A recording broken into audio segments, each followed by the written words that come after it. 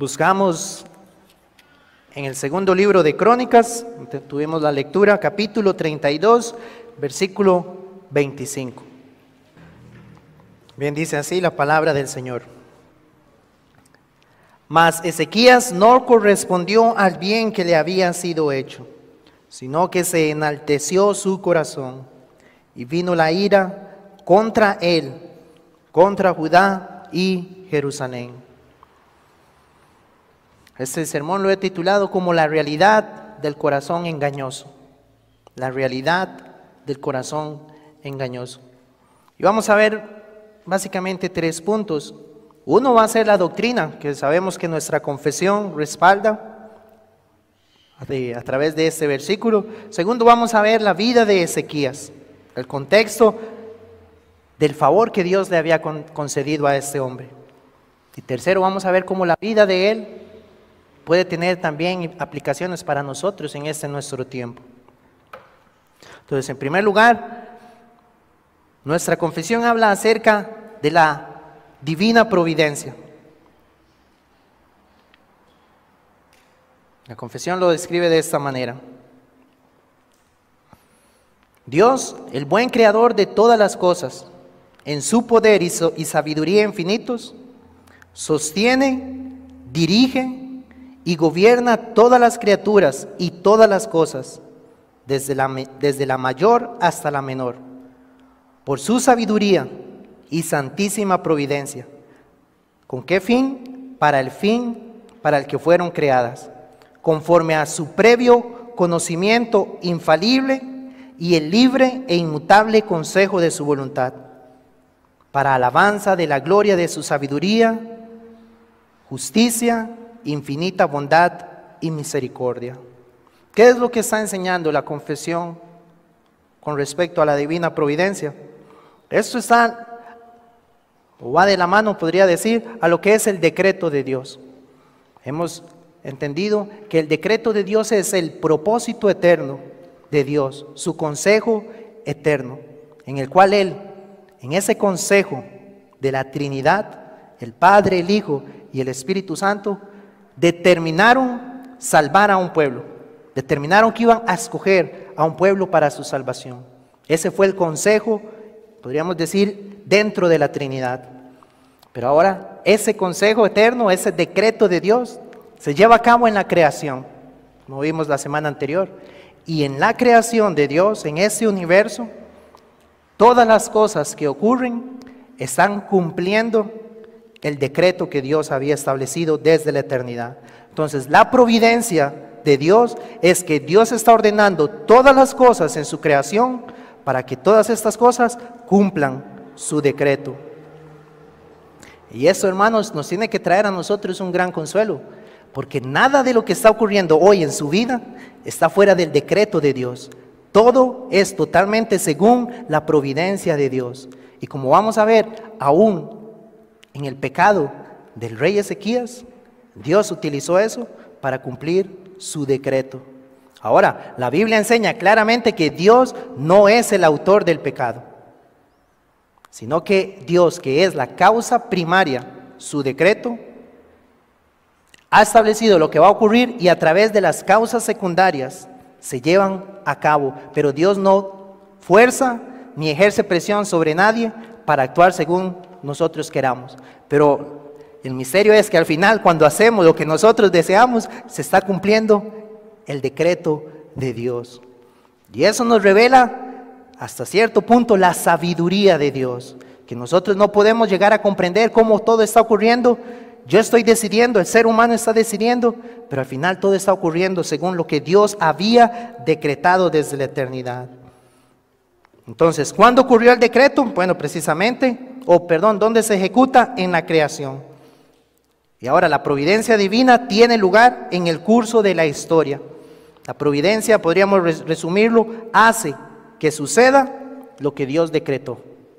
Así debemos entenderlo. Ahora, en el libro del profeta Isaías, capítulo 46, versículos 9 y 10, podemos ver estas dos cosas juntas que van de la mano. Isaías 46, versículos 9 al 10. Dice: acordaos de las cosas pasadas, desde los tiempos antiguos, porque yo soy Dios y no hay otro Dios, y nada hay semejante a mí, que anuncio lo porvenir desde el principio y desde la antigüedad lo que aún no era hecho, que digo, mi consejo permanecerá y haré todo lo que quiero. Cuando él dice, mi consejo permanecerá, mi decreto permanecerá y haré lo que quiero, esa es la providencia del Señor. ¿Por qué Dios puede decir lo que va a acontecer? Él no lo puede decir porque Él está viendo a futuro, no, sino porque Él sabe lo que va a ocurrir porque Él lo decretó. Por eso Él puede darle la profecía al profeta para anunciar lo que va a ocurrir. Entonces, como les decía, la causa primaria de que todo ocurra es el decreto de Dios. Mediante la misma providencia, Él, Dios, ordena todas las cosas para que ocurran conforme a la naturaleza de las causas secundarias, ya sea necesariamente, libremente o contingentemente. Y solo un ejemplo para entender esto, hermanos, para que nos pueda tal vez quedar más claro cómo estas dos doctrinas van de la mano. En el libro de los Hechos, capítulo 2 y versículo 23, nos dice, hablando del sacrificio de nuestro Señor Jesucristo, dice, a este, entregado por el determinado consejo y anticipado conocimiento de Dios, ese es el decreto de Dios, dice, prendisteis y matasteis por manos de inicuos. Esas son las causas secundarias. El Hijo de Dios iba a morir para salvar a su pueblo, así lo había decretado Dios, y eso tomó lugar cuando los hombres lo tomaron, lo enjuiciaron de manera injusta y fue crucificado. Pero al final, a través del pecado de los hombres, Dios cumplió lo que su consejo había determinado. Y eso es lo que nosotros entonces debemos tener claro con respecto a lo que la Biblia nos enseña sobre la providencia de Dios.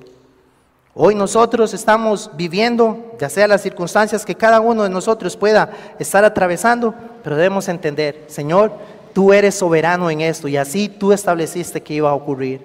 Y lo que nosotros debemos hacer es confiar plenamente en que nada está saliéndose del control de Dios. Y lo glorioso de todo eso, hermanos, es que el Señor ordena todas las cosas para su gloria y para el bien de los suyos. Entonces debemos descansar en eso, en lo que el Señor está haciendo para el bien de nuestras almas. Que el Señor nos libre entonces de quejarnos de las situaciones que podamos estar atravesando, sino más bien ir delante de Él para que Él aumente nuestra fe y tener plena confianza en que Él está actuando de una manera sabia que no podemos tal vez entender en este momento, y si a Él le place en algún momento lo vamos a poder entender si es su voluntad, y si no, a Él sea la gloria por siempre. Ahora, con respecto a nuestro pasaje entonces en 2 de Crónicas 32:25, la providencia divina nos enseña que todo lo que ocurre a sus escogidos, en este caso el rey Ezequías, podemos ver que es de acuerdo a su designio, para la gloria de él, y era también para el bien de este hombre. Aún en el pecado de Ezequías, Dios utilizó esto para su gloria y para el bien de su hijo. Ahora, el segundo punto es, vamos a ver un poco sobre la vida de ese rey, el contexto en cuanto a la vida de Ezequías. Entonces, el versículo 25, como leíamos, nos dice, Ezequías no correspondió al bien que le había sido hecho. Ahora, ¿cuál es ese bien que le había sido hecho? Porque en los versículos que leímos previos, lo que está hablando es la victoria que Dios le dio al pueblo de Israel sobre el ejército de Asiria, que en una sola noche, tal vez muchos lo han leído, Dios concedió que su ángel, el ángel de Jehová, matara 185,000 hombres en una noche. Ahora, ¿es este el bien? Quiero que busquemos en el segundo libro de Reyes, capítulo 20.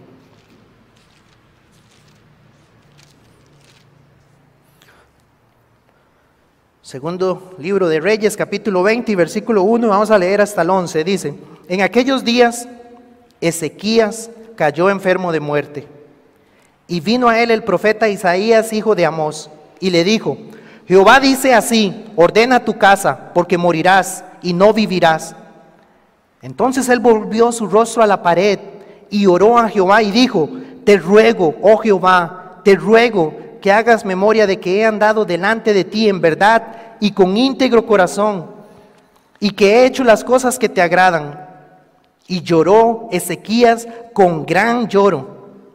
Y antes que Isaías saliese hasta la mitad del patio, vino palabra de Jehová a Isaías, diciendo: vuelve y di a Ezequías, príncipe de mi pueblo: así dice Jehová, el Dios de David tu padre: yo he oído tu oración y he visto tus lágrimas. He aquí que yo te sano. Al tercer día subirás a la casa de Jehová. Versículo 6. Y añadiré a tus días 15 años, y te libraré a ti y a esta ciudad de manos del rey de Asiria. Y ampararé esta ciudad por amor a mí mismo y por amor a David mi siervo. Y dijo Isaías: tomad masa de higos, y tomándola, la pusieron sobre la llaga y sanó. Y Ezequías había dicho a Isaías: ¿qué señal tendré de que Jehová me sanará y que subiré a la casa de Jehová el tercer día?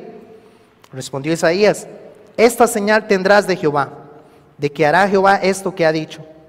¿Avanzará la sombra 10 grados o retrocederá 10 grados? Y Ezequías respondió: fácil cosa es que la sombra decline 10 grados, pero no que la sombra vuelva atrás 10 grados. Entonces el profeta Isaías clamó a Jehová e hizo volver la sombra por los grados que había descendido en el reloj de Acaz, 10 grados atrás.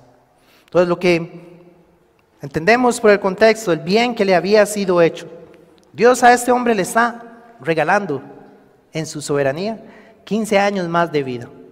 Y aquí nuevamente, hermanos, podemos ver el decreto de Dios. Dios le iba a dar esos 15 años. Pero la causa secundaria, este clamor que él elevó, y Dios lo escuchó, pero estaba bajo su decreto. Y le otorgó 15 años más de vida. Rogó a Dios y Dios oyó su clamor. El medio fue la oración. Y no solamente Dios le dice que lo va a sanar, sino que cuando él le pide una señal, también Dios se la concede. Esto asombroso, que esa sombra retrocediera 10 grados. Y como les decía, también Dios le da al rey Ezequías victoria sobre este ejército que los tenía acorralados. Ese fue el bien, su sanidad, los años de vida que Dios le concedió y la victoria sobre sus enemigos. Pero ahora, ¿cómo es que él no corresponde a este bien? Porque el pasaje nos dice: mas Ezequías no correspondió al bien que le había sido hecho. Ahí mismo en 2 de Reyes 20, versículo 12 dice así: en aquel tiempo Merodac Baladán, hijo de Baladán, rey de Babilonia, envió mensajeros con cartas y presentes a Ezequías, porque había oído que Ezequías había caído enfermo. Y Ezequías los oyó y les mostró toda la casa de sus tesoros, plata, oro y especias y ungüentos preciosos, y la casa de sus armas y todo lo que había en sus tesoros. Ninguna cosa quedó que Ezequías no les mostrase, así en su casa como en todos sus dominios. Asimismo, en el versículo 31 de Segunda de Crónicas, dice así también, resumiendo esto que acabamos de leer: mas en lo referente a los mensajeros de los príncipes de Babilonia, que enviaron a él para saber del prodigio que había acontecido en el país, dice el autor de Crónicas, Dios lo dejó para probarle, para hacer conocer todo lo que estaba en su corazón. Ahora, hermanos, aquí es donde debemos entender por qué esto estuvo mal, lo que Ezequías hizo. Por qué al hacer esto no corresponde al bien que Dios le había otorgado. Bueno, este pueblo, el pueblo de Babilonia, fueron estos príncipes que fueron a visitarlo. Estos hombres estaban dados a la astrología. Ellos adoraban los astros. Precisamente adoraban al sol como su Dios. Y cuando escucharon lo que había ocurrido con el rey Ezequías, vinieron asombrados por este milagro. Pero estos hombres llegaron creyendo en que su Dios era el que le había otorgado a Ezequías esta sanidad y lo asombroso. Entonces llegaron para escuchar de Ezequías lo que había ocurrido. Y en ese contexto es que nosotros entendemos que el corazón de Ezequías se enalteció, porque ¿qué era lo correcto que él debía haber hecho? Cuando llegaron estos hombres para ver la maravilla del milagro que había ocurrido, su sanidad y de esto que ocurrió con la sombra, el testimonio de Ezequías debía haber sido glorificar al Dios verdadero y mostrarle a ellos que el Dios no era el sol, sino que era el Dios creador del sol, y debía llevarse la gloria Dios. Pero como leíamos ahora en la lectura que tuvimos, Ezequías, por medio de la sanidad que recibió, mucha gente le dio regalos, mucha gente le trajo presentes a él, y él se enriqueció mucho, nos dice la lectura que tuvimos. Y ese hombre se enalteció en su corazón, recibió a estos hombres, y lo que quiso mostrar no fue la grandeza de Dios, lo que él quiso mostrar fue su grandeza delante de estos hombres. Se enalteció y no correspondió al bien que le había sido hecho, no le dio la gloria a Dios. Ahora, cuando nosotros leemos la descripción que la Biblia hace, o que en este caso el autor de Crónicas, que se cree que fue Esdras, hace sobre Ezequías cuando comienza a reinar, nos dice esto. Segundo de Crónicas 29:2 nos dice: comenzó a reinar Ezequías siendo de 25 años y reinó 29 años en Jerusalén. El nombre de su madre fue Abías, hija de Zacarías, y dice Esdras: e hizo lo recto ante los ojos de Jehová, conforme a todas las cosas que había hecho David, su padre. ¿Cuál es el testimonio de este hombre? Había hecho lo recto ante los ojos de Jehová. Podríamos decir entonces, la Biblia nos está diciendo, Ezequías fue un buen rey, porque sabemos que cuando Israel se divide en el reino del norte y el reino del sur, todo el reino del sur que seguía el linaje del rey David, algunos de esos reyes fueron malos, y la Biblia dice, hicieron lo malo ante los ojos de Jehová. ¿Y qué era hacer lo malo? Desviarse de los mandamientos de Jehová. Pero de Ezequías no es ese el relato, sino que Ezequías más bien hizo lo recto. Quitó la idolatría. Recuerdan que en Israel, en el desierto, el pueblo de Israel en un momento se quejó contra Dios y Dios envió serpientes para que les mordieran. Y cuando ellos se arrepienten, Dios les dice, hagan una serpiente de bronce, y todo el que mira a la serpiente cuando sea mordido va a ser sano. En los días del rey Ezequías todavía esa serpiente existía. Pero ¿cuál era el problema? La Biblia dice que el pueblo de Israel fornicaba en pos de esa serpiente, adorando a esa serpiente. ¿Y qué hace Ezequías? Nos dice la Biblia, destruye a esa serpiente de bronce. Ezequías borró la idolatría del pueblo de Israel. Y también nos dice que Ezequías llegó a celebrar la Pascua en el pueblo de Israel y restableció el culto al Señor como debía ser, con el orden de los sacerdotes, el orden de los levitas, y celebró la Pascua. Entonces por eso decimos, fue un buen rey, inició bien. Pero ¿qué pasó con este rey? Porque en un momento se enalteció. A pesar de todo el bien, todo esto que él hizo fue por la gracia de Dios. Fue la gracia de Dios respaldándole. Pero en un momento su corazón sufrió con el pecado que muchos de nosotros podemos también batallar. Y que lo peligroso, hermanos, es que puede estar oculto y no sepamos. Y es el orgullo. El orgullo cayó sobre este hombre, porque no le dio la gloria a Dios cuando debía haberlo hecho. Y lo que vemos es que Dios decide en un momento dejarlo para mostrar lo que había en su corazón. Ahora, ¿cómo podemos aplicar la vida de ese hombre a nosotros? Bueno, Jeremías 17:9 nos dice, engañoso es el corazón más que todas las cosas y perverso. ¿Quién lo conocerá? Esa es la pregunta. Y aquí debemos considerarlo de esta manera. Engañoso es mi corazón, más que todas las cosas. No debo pensar en el corazón de otro, sino que debo pensar en mi propio corazón. ¿Sí? Ezequías entonces quitó la idolatría, borró con eso del pueblo de Israel, pero lastimosamente él mismo se volvió su propio Dios. Porque quitó la idolatría del pueblo, pero delante de él se puso a sí mismo, antes que a Dios. Externamente sí podía verse que ya había quitado esto, pero dentro de él se enalteció delante de los hombres para recibir todos los bienes que había recibido de parte de Dios, su sanidad, cómo Dios lo prosperó. Podríamos decir fue en este momento su ruina. Pero sin embargo, hermanos, cuando Dios lo deja para ver lo que había en su corazón, debemos entender que la palabra no nos quiere decir o dar a entender que Dios quitara su presencia de él. No, sino que como nosotros entendemos, Dios le quita el freno de lo que hay en él para mostrarle, si no es mi gracia en usted, vea lo que puede llegar. Las cosas que usted podría hacer si mi gracia es quitada de usted.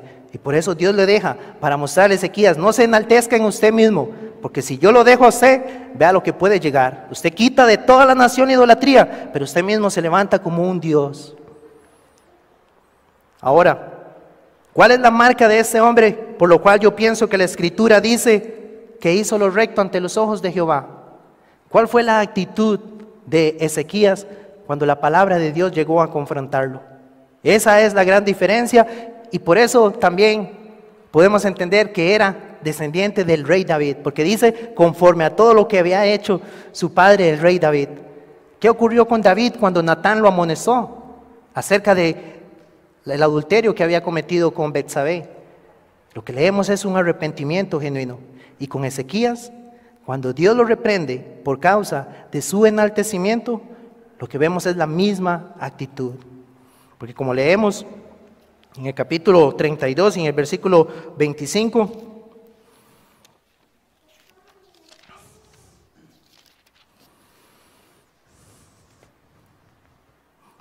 en el versículo 26, dice, pero Ezequías, después de haberse enaltecido su corazón, esa es la diferencia, se humilló.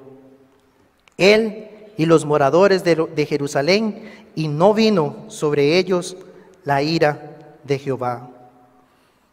A la exhortación de Dios, cuando fue dejado a su pecado y se manifestó que era lo que él hacía, lo que vemos es que él se humilla delante de Dios. Ahí se podría entender que se quebrantó, se dolió o se abatió o dobló su rodilla delante de Jehová. Y la pregunta que debe surgir, hermanos, es ¿cuál es nuestra actitud cuando la palabra de Dios viene y nos muestra el pecado que hay en nosotros? Ezequías fue confrontado con su orgullo y la respuesta fue, se humilló delante de Dios. ¿Cuál es nuestra actitud entonces cuando la palabra de Dios expone un pecado en lo que estamos fallando? ¿Nos volvemos a Él en el arrepentimiento o continuamos en nuestros pecados? Continuamos enalteciéndonos a nosotros mismos y no viendo la gracia de Dios mostrándome lo que está mal en mí. Y cómo ahora más bien debo volverme hacia Él, humillarme delante de su presencia. El salmista dice, bueno me es haber sido humillado para que aprenda tus estatutos. La Escritura nos habla, siguiendo este ejemplo de la idolatría, lo que la Escritura dice es, huye de la idolatría. Todo lo que nos pueda controlar, todas aquellas cosas que pueden llegar a estar en mi vida en primer lugar antes que Dios, lo que la Escritura nos dice es, huya de esas cosas. Ni siquiera nos dice resístalo o enfréntelo. No, porque el corazón es engañoso. Hermanos, aquello que yo puedo llegar a decir, yo puedo controlar este hobby o esta actividad, yo puedo tener madurez sobre ello y no dejarme llevar. Su corazón es engañoso. Y cuando la palabra de Dios le está mostrando, aléjese y huya de eso. Dios es más sabio, hermanos, que nosotros. Y lo que debo hacer es huir de aquello que pueda alejarme del Señor. Y asimismo entonces cuando la palabra nos es expuesta y nos está señalando penetrando hasta lo más profundo de nuestro ser. No seamos orgullosos, no persista en su altivez. Ezequías recibió la gracia de Dios, como dice el versículo 26, para que en su tiempo no viniera la ira de Jehová. Sabemos que después, bajo otro rey de Israel, vino la ira de Jehová y el pueblo fue llevado al exilio. Pero en el tiempo de Ezequías Dios le concedió por el arrepentimiento no experimentar esa ira. Pero muchas veces, hermanos, el creyente, si persiste en su pecado una y otra vez que Dios le habla, le muestra y le exhorta, pero persiste, viene el castigo de parte de Jehová y viene la aflicción cuando el creyente recibe la consecuencia de su pecado, de su orgullo y de su enaltecimiento, porque no atendió y no se humilló cuando Dios le estaba hablando la palabra. Pero aún en medio de eso, hermanos, es cuando nosotros vemos la gran misericordia del Señor. Porque aún la disciplina lo que demuestra es que Dios ama a los suyos. Que el Padre al que ama lo disciplina.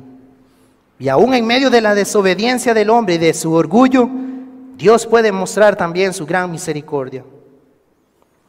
Todos nosotros tenemos el orgullo en el corazón.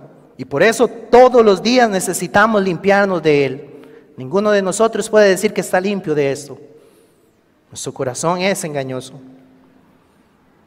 Ahora, hablando sobre esta actitud que debe haber en el creyente sobre el arrepentimiento, la palabra nos dice, los mejores hombres, mediante el poder y el engaño de la corrupción que habita en ellos, junto con el predominio de la tentación, pueden caer en grandes pecados y provocaciones.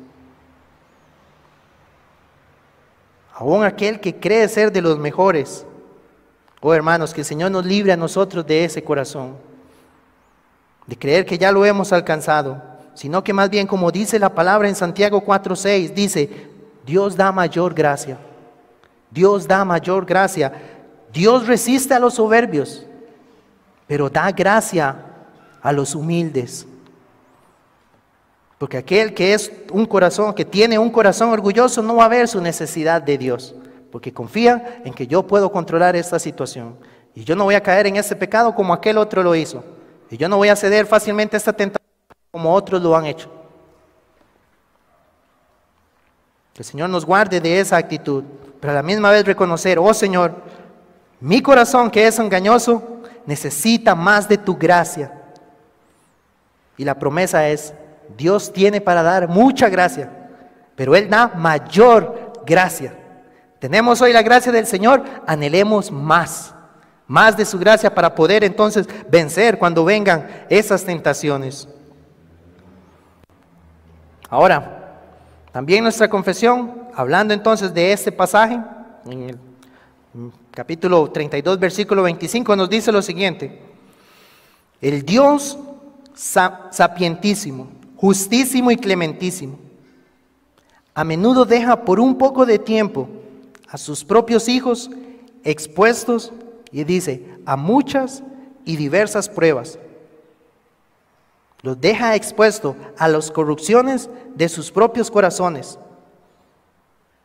pero con este fin, para disciplinarlos por sus pecados anteriores o para revelarles la fuerza oculta de la corrupción y el engaño de sus corazones, pero para este fin, para que sean humillados y para llevarlos a una dependencia más íntima y constante, para que se apoyen solamente en Él y para hacerlos más vigilantes contra todas las futuras ocasiones de pecado y para otros fines justos y santos. Entonces, todo lo que ocurre a cualquiera de sus elegidos es por su designio, para su gloria y para el bien de sus almas.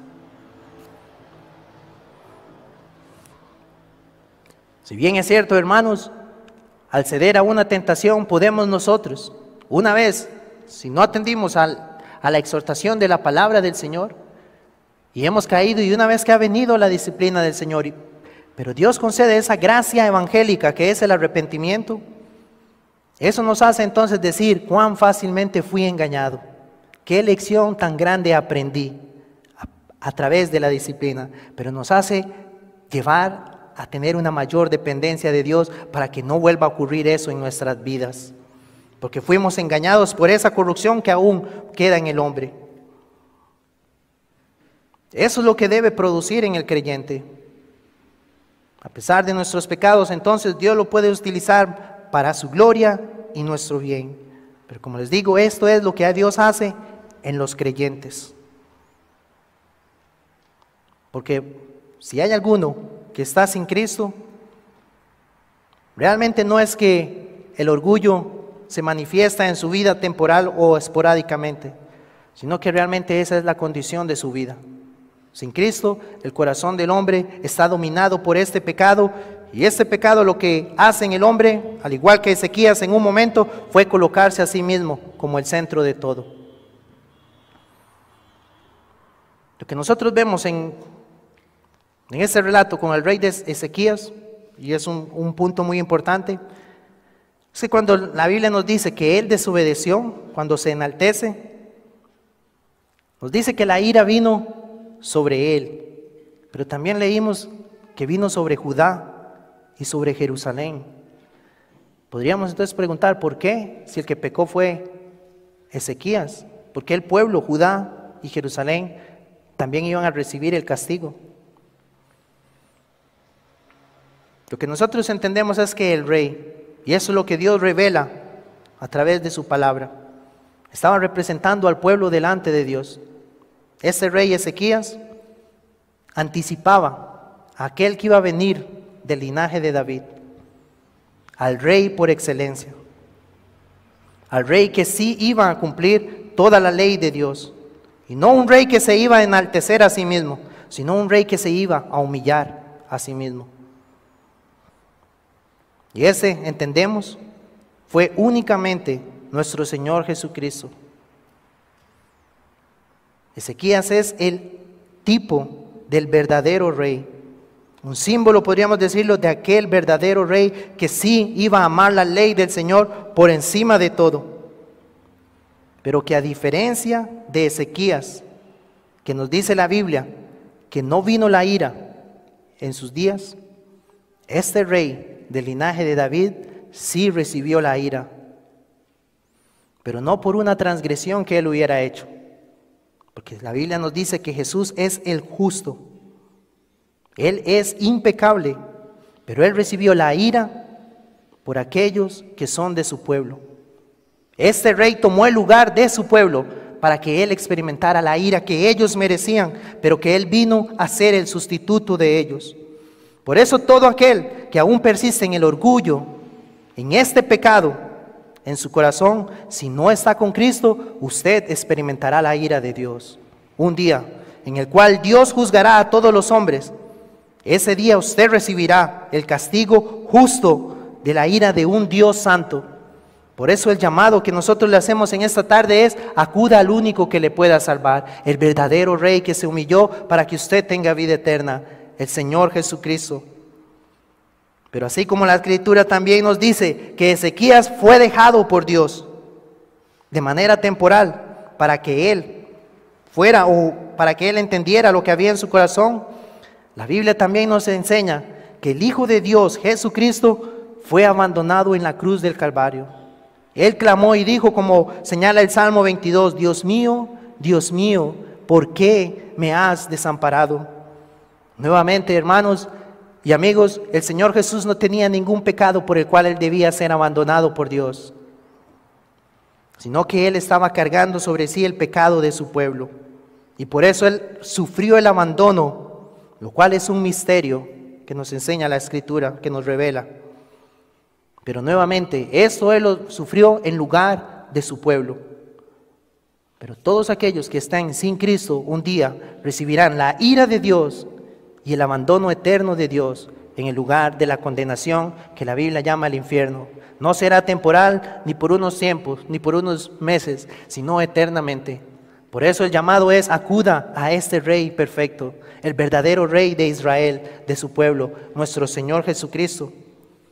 La oración que nosotros vemos en el Salmo 32, versículo 1 y versículo 2, es lo que todo aquel que está sin Cristo debe entender y clamar al Señor. Bienaventurado aquel cuya transgresión ha sido perdonado y cubierto su pecado.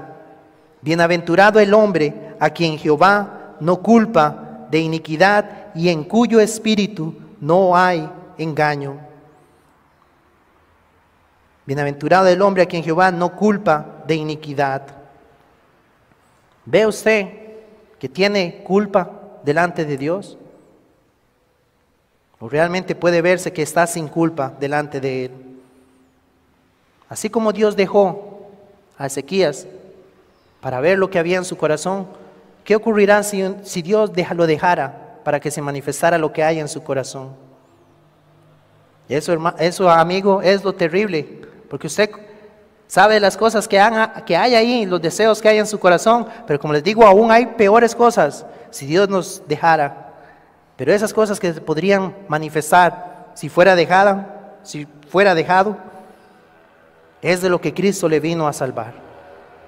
Por eso, si usted acude a Él, va a tener entonces esta bienaventuranza, que su transgresión sea perdonada y cubierto su pecado. Cuando sabemos y cuando nos dice que será cubierto su pecado, ese es el sacrificio expiatorio de Cristo, el cual cubre el pecado de su pueblo a través de su sacrificio. El llamado entonces es, amigo, acuda a Cristo, a nuestro Señor Jesucristo, para que entonces sean borrados sus pecados. Y como dice la palabra, vengan de la presencia del Señor tiempos de refrigerio para su alma. Amén. Vamos a orar. Te damos gracias, bendito Padre eterno, por la palabra que nos concedes hoy nuevamente escuchar y a la cual nos has expuesto. Oh Señor, que nosotros como tu iglesia tengamos un corazón humilde delante de ti, que recibamos más de tu gracia. Y oh Señor, no nos dejes enaltecernos, líbranos de este engaño del corazón. Y más bien concédenos siempre, cada vez más, ser como Cristo, manso y humilde. Que esa sea la actitud de todos aquellos de los que tú nos has salvado por Él. Y también te ruego por los que en medio nuestro están aún sin Él. Oh Padre, concédeles el ver su condición delante de tu presencia en este día, y que no pase un día más sin que estén alejados de ti, sino que vean que en Él hay esperanza y que clamen a Él por el perdón de sus pecados. Señor, te damos a ti toda la gloria por este día que nos has concedido desde la mañana y ahora en la tarde. Llévanos con bien a nuestros hogares y concédenos en esta semana que hoy iniciamos el meditar en estas verdades que hemos escuchado, y que tu Espíritu Santo nos guíe para llevarlas a la práctica, Padre, vivir para tu gloria. En el nombre de Cristo eso lo rogamos delante de ti. Amén. Amén.